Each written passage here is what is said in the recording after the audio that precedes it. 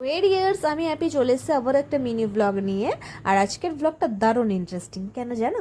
এই ব্লগটা অ্যাকচুয়ালি আগের ইয়ারের। সো হঠাৎই গ্যালারি ঘাটতে ঘাটতে খুঁজে পাই যে দাদার বিয়ের কোনো কিছুই তোমাদের সাথে শেয়ার করা হয়নি। সো ক্লিপগুলো যখন রয়েছে ভাবলাম এখনই শেয়ার করে দিই। তো দাদার বিয়ের জন্য চলে গেছিলাম মোহিনীমোহন কাঞ্জিলালে। কিছু শাড়ি তো কিনতেই হবে, দাদার বিয়ে বলে কথা।